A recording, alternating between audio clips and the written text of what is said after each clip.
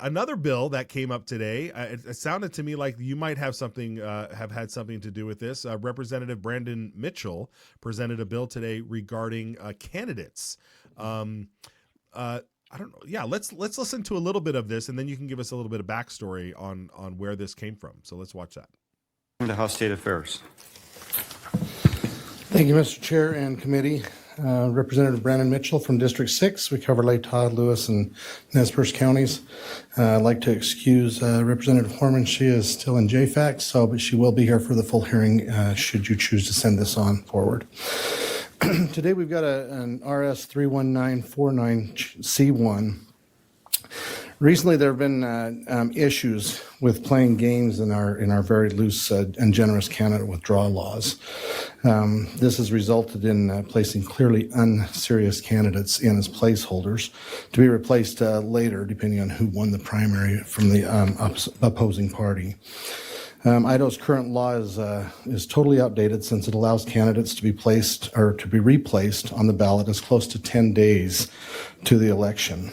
This may have worked in provisions put into law back in the 70s when early voting didn't exist and almost no one voted absentee. But now you could have hundreds of thousands voting this way in a statewide election.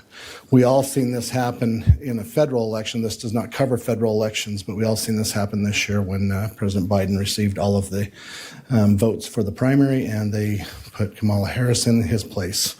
This is kind of designed to try and stop that from happening here in Idaho. We have had a couple of instances where it did happen here in Idaho. So this RS moves the deadline. Let's get into that. Very good, Representative Mitchell there. So let's get into this. What was the cause of this? Why are we doing this, Brian? Oh, you're muted. Sorry about that.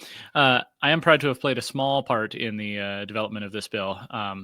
So you go back to 2022. You have the incumbent Attorney General is Lawrence Wasden. The Democrats run a fellow, a little known fellow, and then when Raul Labrador wins the primary instead of Wasden, they swap. They go get Tom Arkush, who they think will pull more Republican votes. They did the same thing in the treasurer's race that year. They do it in legislative races all the time. This year was one of the most egregious, where when Camille Blaylock defeated Chris Trakel in the primary, and then Kent Marmon defeated Julie Yamamoto in the House primary, both in District 11. The District 11 Democrats tried to swap their candidates. Each one in those races withdrew, and then they were reappointed to the other race.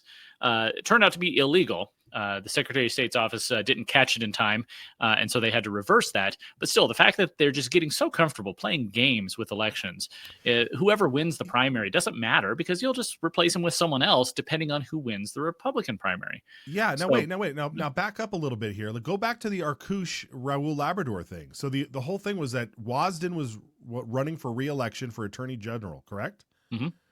Yeah, he'd been in office for 20 years, and he was running again.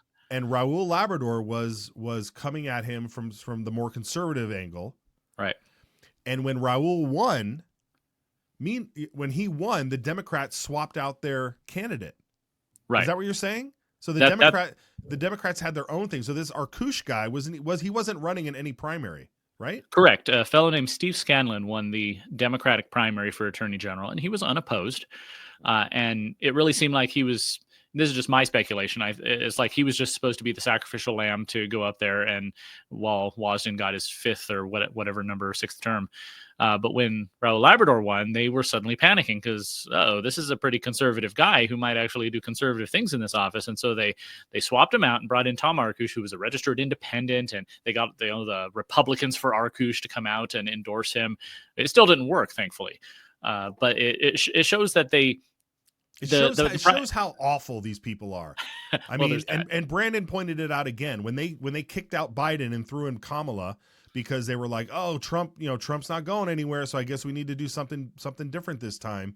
And they swapped out, and nobody had a problem. No Democrats had a problem with it because they do it all the time for themselves. I mean, that is these people are. They're cheaters, they're liars, they're thieves, they're all sorts of horrible things.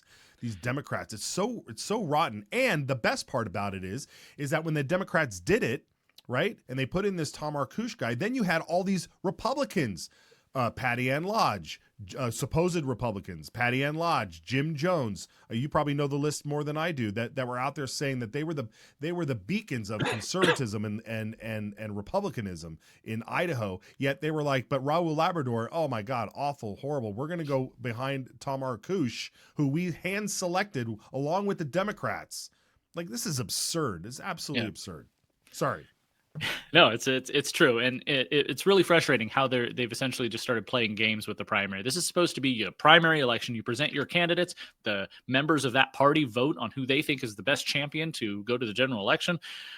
But it's no wonder that they supported Prop 1 and ranked choice voting, because they already think that the election is just a game to be manipulated.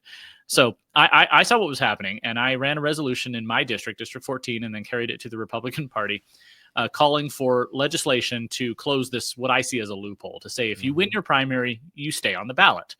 You were the choice of the voters of your party in the primary, so you should be the candidate in the general. This is not tag team wrestling where you just put in a different guy when someone gets tired. And so I reached out to Representative Mitchell and asked him to help run a bill to that effect.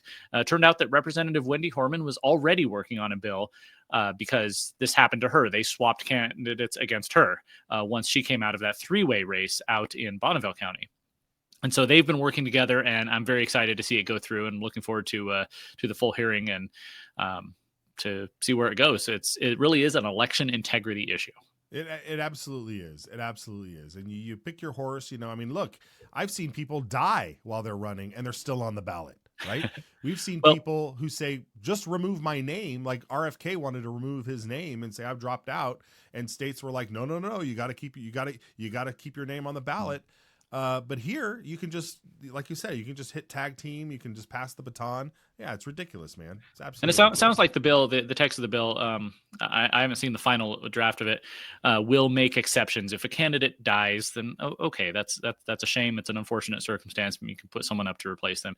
If for whatever reason a candidate moves out of their jurisdiction, if they're running for statewide office, they move out of Idaho. If they're running for legislature, they move out of their district. Then okay, I can see that. There still might be some shenanigans. You move across the street just so you can put in a ringer, but it puts a higher barrier to playing games with the election than we currently have. Yeah, and that's it. I mean, if you're going to cheat, you're going to cheat. But if we don't need to make it easy. We don't need to make it easy to do. All right, Brian, very good. Let's let people know what you're working on and where they can follow your good work.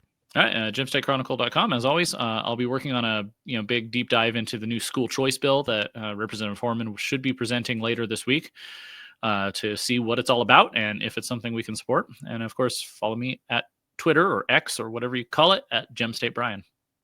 All right, very good, Brian. Take care. Good to see you, brother.